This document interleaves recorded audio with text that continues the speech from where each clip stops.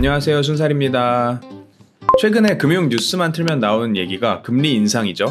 이제는 너무 많이 들어서 지겨울 지경인데요. 최근에는 금리를 올리냐 마냐가 문제가 아니라 이거를 50bp를 올리는 빅스텝이냐 아니면 75bp를 올리는 자이언트 스텝이냐를 놓고 고민을 하고 있죠. 그래서 연준의 금리 인상이 본격적으로 어쨌든 속도를 내고 있는 상황인데, 이렇게 금리가 인상되면 가장 먼저 타격을 받는 게 이 위험 자산들입니다. 아무래도 주식은 위험 자산 중에 하나다 보니까 대형 테크주들 위주로 먼저 하락을 하고 그 외에 다른 전반적인 시장 자체도 다 같이 빠지고 있는데요. 그래서 이렇게 뭐 증시에서 어떤 섹터를 투자해야 되나 이런 이제 고민을 하다가 모든 게 다 같이 내리고 있을 때는 사실 뭘 사야 되나, 그냥 현금을 들고 있는 게 낫나라고 이제 고민을 하게 되잖아요. 이제 그럴 때 사실 가장 보기 좋은 상품들이 이제 채권 관련된 상품들인데요. 그래서 오늘은 좀 금리 인상이 자체에 대해서, 뭐 주식과 연관되기보다는 금리 인상이 자체에 대해서 좀 더 포커스된 말씀을 드리고 싶고요. 그래서 금리에 투자하는 법을 알아보기 전에 먼저 우리가 어디에 투자하는지, 무엇에 투자하는지를 알아야겠죠. 그래서 우리는 결국에 크게 봐서 채권에 이제 투자하게 되는 개념인데, 채권에 투자한다는 거는 이제 금리와는 이제 반대로 움직여요. 그래서 금리가 오르면 채권 가격이 내려가고, 금리가 내리면 채권 가격이 올라가는 식으로 이제 반대로 움직이는데, 이걸 좀 더 직관적으로 설명을 드리면은, 이 채권이라는 게 쉽게 말해서 제가 누군가한테 돈을 빌려주는 게 제가 채권을 사는 과정인 거잖아요. 그래서 제가 A라는 기업에 이제 4%의 돈을 빌려줬다고 하면은 시장 금리가 그 다음에 5%로 올랐다고 해봅시다. 그러면은 저는 4%에 빌려줬는데 지금 나가서 만약에 내가 빌려줬으면은 5%에 빌려줄 수 있었다고 하는 거죠. 그러면은 저는 실질적으로 손실을 보고 있는 과정인 거예요. 왜냐면 5%에 빌려줄 수 있는 걸 4%에 빌려준 게 되니까. 그래서 결국에 채권을 산 입장에서는 그 시장 금리가 오르게 되면은 내 채권 가격이 떨어지는, 내가 손실을 보는 그런 과정인 거고, 반대로 시장 금리가 내리면은 내 채권 가격이 오르는 그런 과정이라고 볼 수가 있습니다. 그리고 이 금리 자체도 크게 보면은 단기 금리라는 것과 장기 금리로 나누는데요. 이걸 뭐 너무 깊게 설명할 필요는 없고, 그냥 쉽게 말해서 이제 한 3년 이내의 짧은 금리들, 2, 3년 정도의 금리까지를 이제 우리는 단기 금리라고 부르고, 10년 이상의 긴 빚에 대해서는 우리가 쉽게 말해서 장기 금리라고 부릅니다. 그래서 이 단기 금리와 장기 금리 자체는 어쨌든 시장 자체가 금리라는 시장이긴 하지만 그 안에서도 이제 수요자들이 다르기 때문에 좀 나뉘어 있는 모습을 보이고요. 단기 금리는 아무래도 뭐 은행들, 예를 들어서 뭐 개인 같은 경우에도 예금을 넣을 때 10년짜리 예금을 넣지는 않잖아요. 그래서 뭐 1년짜리, 2년짜리 넣을 때 그런 걸 받아주는 은행들부터 시작해가지고 이 단기 자금을 굴리는 곳들이 이 단기 금리에 영향을 받고, 장기 금리는 보험사 아니면은 연기금 같이 엄청 큰 돈을 엄청 오랫동안 묵혀놓고 키워야 되는 이런 이제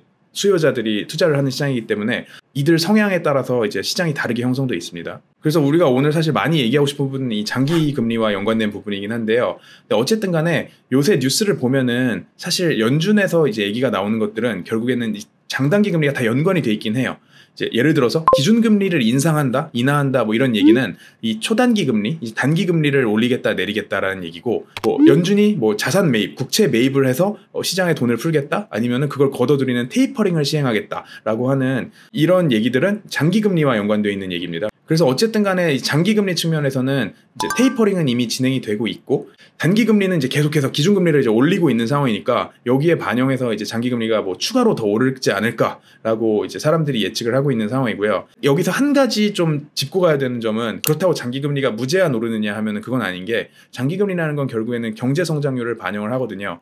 그래서 예를 들어서 장기금리라는 게 결국에는 누군가가 빚을 내는 이 공급 쪽 측면과 거기에 돈을 빌려주는 이 수요 쪽 측면이 맞아 떨어져야 되는 건데, 빚을 내려는 사람 측면에서 막 금리가 갑자기 10%씩 돼 있으면은 그 이상을 수익을 내지 못할 것 같으면 돈을 안 빌릴 거잖아요. 그렇게 비싼 돈에. 그렇기 때문에 어느 정도 적정선한 안에서 이제 장기금리라는 것도 좀 균형을 맞추게 될 거고요. 근데 그 균형점이 어딜까? 지금보다는 높지 않을까라는 기대감 때문에 이 금리들이 계속해서 오르고 있는 상황입니다.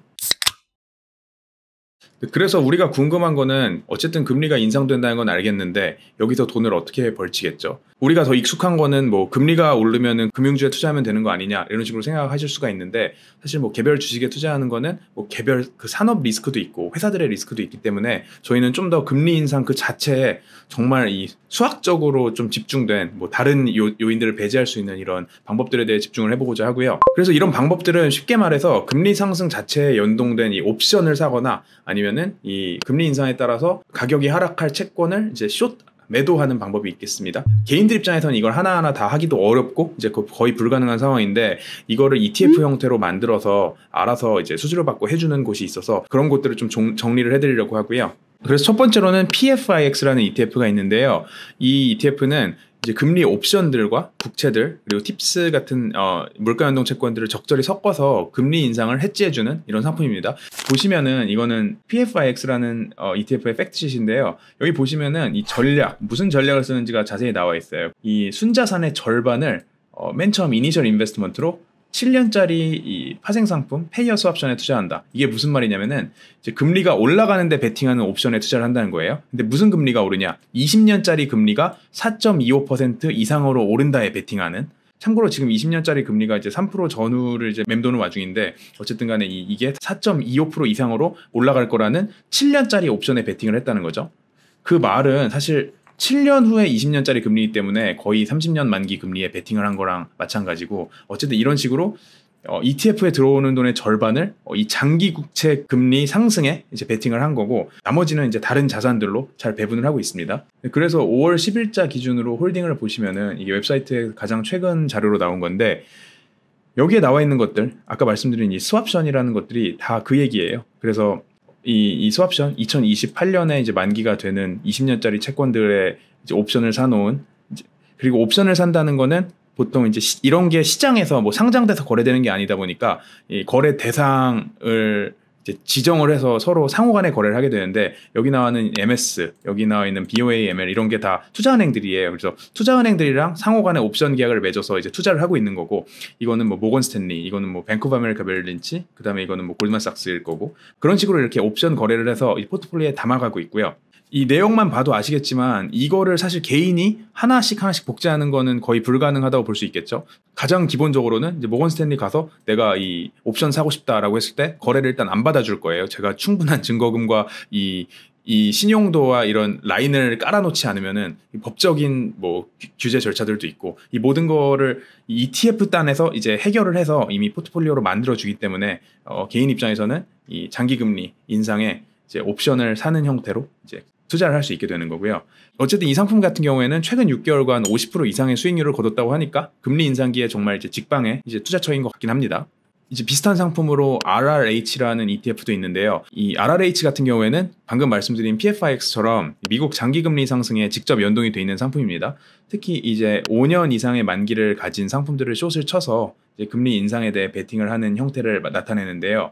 여기 같은 경우도 이제 팩트시트를 보시면은 어디에 투자하는지 나옵니다. 그래서 미국 국채 아니면 섹터 ETF들, 머니마켓 펀드들, 요거는 좀 더 이제 단기 금리들이죠. 아니면은 선물과 옵션들에 대해 투자를 하는 상품들이고, 아무래도 이 상품 같은 경우에는 아까 말씀드린 PFIX 대비해서는 좀 더 다양한 자산에 분산을 해서 투자하기 때문에 이 금리 인상에 대한 이 영향력이 PFIX보다는 조금 덜한 부분이 있습니다. 그래서 사실 분산 투자라는 게 이제 좋게 말하면은 이제 위험을 분산시킬 수 있는 거지만, 이제 안 좋게 말하면은 뭔가 하나가 되게 많이 오를 때 다른 것들 때문에 못 오를 수가 있는 거잖아요. 그래서 금리 인상 같은 이런 확실한 테마가 있고 난 여기에만 베팅하고 싶다라고 하면은 그것만 하는 상품을 하는 게 제일 베스트인 것 같아요. 그래서 지금 말씀드린 이 두 가지 상품은 파생 상품을 좀 적극적으로 활용한 상품들이에요. 이거보다 조금 더 전통적인 방법이 있습니다. 전통적인 방법으로 채권을 숏하는 건데요. 채권 숏한다는 거는 채권을 매도한다는 거고, 금리가 오른다에 베팅을 하는 거죠. 그래서 채권을 숏해주는 이제 펀드들이 있는데, 그 ETF 중에 대표적인 게 TBF, TBT, TTT입니다. 이게 순서대로 뭐냐면은 TBF는 한 배로 숏, TBT는 두 배로 숏, TTT는 세 배로 숏해서 한국 사람들은 당연히 이 TTT로 많이 몰려갈 것 같은데요. 아무래도 레버리지를 좋아하는 민족이다 보니까. 그래서 결국에 이론은 같아요. 뭐 20년 이상의 장기 채권 위주로 채권을 이제 팔아주면서 이제 금리 상승에 베팅하는 ETF고, 예를 들어서 두 배 레버리지 상품인 이 TBT 같은 경우에는 뭘 들고 있냐 보면은 미국 국채들이죠. 거의 다. 탑 10 홀딩이 이제 미국 국채들인데, 이거는 레버리지 인버스기 때문에, 국채 인버스기 때문에 이거를 들고 있다는 게 아니라 이걸 숏쳐놨다는 얘기가 될 거고, 2051년, 뭐 2050년 만기 이런 식으로 30년 전후의 만기가 남은 이런 장기채를 팔아놓은 상태라고 보시면 될 것 같습니다. 그래서 이런 식으로 뭐 국채 숏을 하는 방식으로 레버리지 투자를 하실 수도 있고, 야수의 심장을 가진 한국 개미들 같은 경우에는 참고하면 굉장히 좋을 것 같습니다. 그래서 오늘 말씀드린 이 ETF들이 사실 아까 처음에 제가 이제 찝어드렸던 것처럼 개인들 입장에서 하기 힘든 것들, 뭐 옵션을 사고 판다거나 아니면 채권을 숏친다거나 하는 거는 개인 입장에서 하나하나 하기 너무 어려운 거니까 이제 그거를 ETF 운용사들이 대신해 준다고 말씀드렸는데, 그거의 반대급부로는 그만큼 운용사들이 더 수수료를 많이 받아가겠죠. 더 귀찮은 일을 대신해 주니까요. 그래서 우리가 쉽게 볼 수 있는 이런 단순히 인덱스를 추종하는 이런 지수를 추종하는 ETF들 같은 경우에는 적게는 뭐 3bp, 4bp, 뭐 많아도 10bp 이내 수수료를 떼간다고 하면은 이런 복잡한 ETF들은 훨씬 더 많이 떼갑니다. 그래서 처음 말씀드린 PFIX 같은 경우에는 보시면은 expense ratio가 0.5%, 이제 50bp 정도 되는 걸 볼 수 있고, 그거보다 좀 더 분산 투자를 많이 하는 거라고 제가 말씀드린 RRH 같은 경우에는 수수료가 85bp죠. 그리고 채권 숏하는 레버리지, 2배 레버리지 하는 TBT 같은 경우에는 여기 보시면은 expense ratio가 0.9%, 90bp로 높은 걸 볼 수 있습니다. 그래서 운용사에 그만큼 이제 돈을 더 주긴 하지만 그만큼 확신이 있는 사람들은 사실 뭐 이걸로 아까 말씀드린 대로 PFIX 같은 경우에는 6개월 동안 50% 넘게 올랐으니까 그런데 확신이 있으면은 이런 수수료가 사실 뭐 크게 아깝진 않을 것 같긴 해요. 근데 그럼에도 불구하고 어쨌든 수수료가 생각보다 크다는 거는 알고 계셔야 될 것 같습니다. 그래서 오늘은 금리 상승기에 어떤 식으로 수익을 볼 수 있는지, 특히 기존에는 소외받았던 채권이나 금리라는 이 상품으로 어떻게 투자를 할 수 있는지를 알아봤는데요. 최근 2년간 이제 주식시장에서 이제 활동을 하시던 분들은 사실 뭐 주식시장 내에서 어떤 섹터로 옮겨갈 것인가에 이제 고민을 하는 걸 넘어서서 아예 기존에는 보지 않았던 이런 채권, 금리라는 자산군에도 다시 한번 눈을 돌리는 이런 계기가 되었으면 좋겠고, 실제로 이제 금리가 정상화되고 나면은 초저금리로 인해서 그동안 소외받았던 이 채권이라는 자산 자체가 매력적인 자산군으로 이제 떠오를 수 있을 거라고 생각을 하고 있습니다. 그럼 저희는 다음 주에 또 다른 순서로 돌아오겠습니다. 안녕.